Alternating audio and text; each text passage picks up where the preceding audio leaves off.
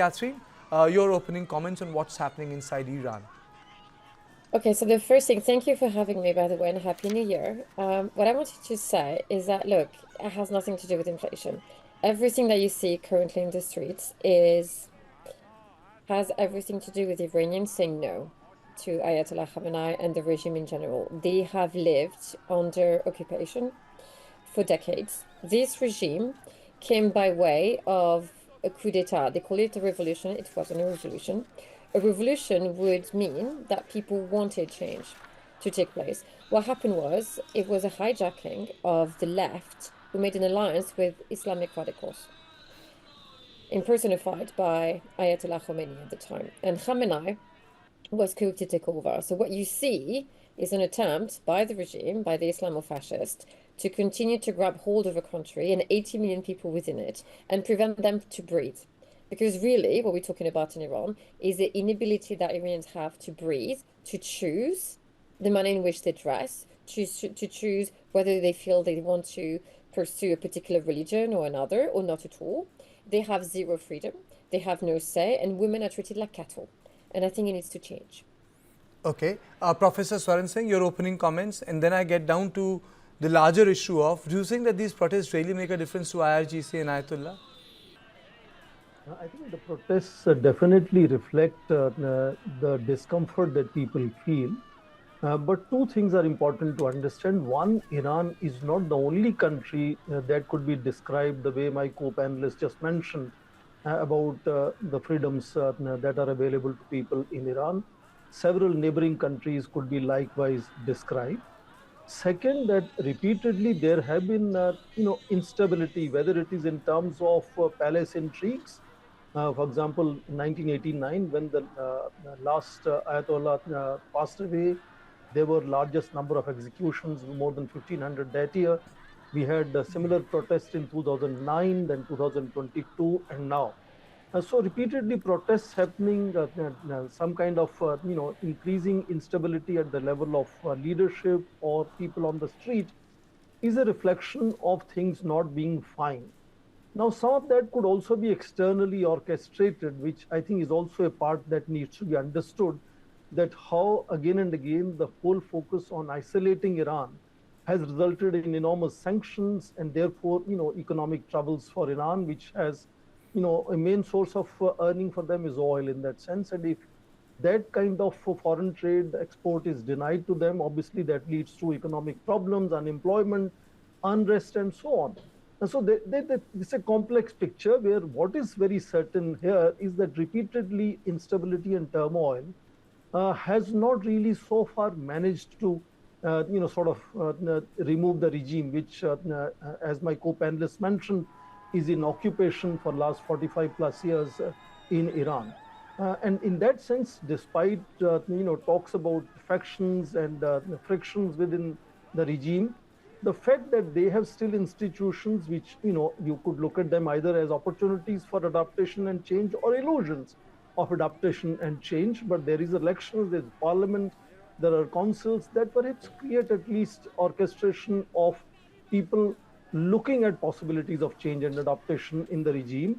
And I think in that sense, broad-based cohesion within various organs of the government, led by the supreme leader, have so far managed to survive for 45 years, as we are saying. But regime change is something which can't be predicted so easily. These things happen out of blue. One after another examples are there. But people on the ground, as they are unhappy, they also see that turmoil and instability in the neighborhood, whether it is Syria or Libya or Iraq, has created greater problems after foreign intervention was made. So they will also be cautious of seeking any foreign intervention. So I think that kind of complex picture so far looks like very difficult to predict as to which way things are going. Okay, Catherine, these protests, are these about women, inflation, culture, rights? 20 years ago, when the social media came into people's life, there was a Twitter revolution which took place in Tehran. In fact, a book came out of it. People were tweeting a lot of things. It was more about culture.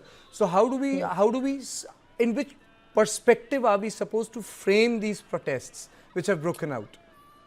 Look, again, I don't think it's not just one element. I think it's been a combination of things that took place over the past decades. I believe that Iranians have no more ground to give in terms of their freedom, in terms of the brutality that they face at the hands of the regime. When everything has been taken away from you, and more importantly, your future, Iranians today are facing a reality where it is better to be dead than to face another day under that kind of regime. And I want people to think about this because when you see mothers who have everything to lose, including their children, with the very real possibility that their loved one will be taken to Evin prison as well, just for fun, because the regime likes to toy with people. And you understand that those women are still willing to face the guns and the cannons, you need to understand that something is terribly wrong with this picture. So when you see Iranians take to the streets and they burn down RGC bases and they call on people to defect, in essence, to Reza Shah, the Crown Prince of Iran, who has made several repeated calls for support from the international community and from within the diaspora, as well as within Iran, you understand that, again, Iranians have made the decision that enough is enough. And so I don't want to frame this. I think that for the first time, what you're looking at is actually a real revolution. And I think there's a beautiful symmetry. When the Shah, the late Shah, left, we misunderstood. The man left because he believed that he could find help in the likes of America and the West. What he didn't realize is that he had been betrayed and that the left decided to enable, and I have to say that the French government has a lot to answer to enable the arrival of a cleric, believing that they would be able to manipulate him into giving up the best, what Iran had best to give, which is its natural resources. Now, it didn't work out because, you know how history went. France got frozen out, and things went from bad to worse. So this, what you see, is a revolution in the sense that they are reclaiming the land that was stolen away from them, but their future. So when you see young people in the streets calling for the end of the regime, it's not it's not just, a state of let's go on the internet and let's create a buzz. No, they want their lives back. They want a future. They want to be able to say, I'm gonna have a family one day. I'm gonna raise children, and those kids will be free. I don't think that people understand to which point people cannot breathe in Iran. Everything has been taken away from people. And it's very difficult when you're here in the West and you enjoy the freedoms that we do enjoy very much to understand what it feels like to have no choice whatsoever about in the manner in which you dress or how you pray, who you pray to, whether you're an ethnic minority or just basically a woman. And again, women are reduced to nothing.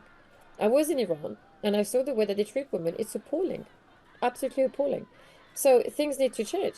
And look, I think that the difference now is that there is a leadership. There's been a call by Reza Shah, the Crown Prince of Iran, to rise. And people are rising. They're rallying to their king. And I think that this is the only way forward. Monarchies have a way to withstand the likes of Islamofascism a lot better than our democracy do. The reason being, they have studied us and they understand that democracies have politicians working for it, and that those politicians can be sold and bought. And so we have a problem in the West, is that we don't understand that we are being taken over, and that what happened in Iran in 1979 could very well happen here. And this Okay. could be exploited. And I would encourage democracies around the world to pay close attention, because once they arrive and they integrate and infiltrate your country, it is very difficult to make them go. Okay, Professor Swaran Singh, coming back to this issue, I know Catherine made some very important points. When we talk about rights have a value. Value are embedded in a ideology. It's a different political system. But Iran itself is embedded in a different ideology, which is Islamic system, Islamic values. So, what is making this system endure? There are people outside, but there are people also committed to the values of Ayatollah. Is there a clash between them? There is definitely a very strong fault line or set of fault lines that are emerging. But the fact that the regime has survived for 45 plus years is the only way to understand that they either have the techniques or tools to survive, or they have certain amount of orchestration of people accepting their regime. I fully agree with my co-panelists that the younger generation, there is again a generational shift in Iran, If I'm right, about 60% of Iran population is less than 35. They are globally connected. There's a clear erosion of their faith in Islamic theologies or Shia theologies, which makes them repeatedly question being ruled by a supreme leader, a religious cleric in that sense. But despite all these things and economic troubles on the ground, young people without jobs, inflation going up to 40% in December, issue is that yes, fault lines are there, things are not fine.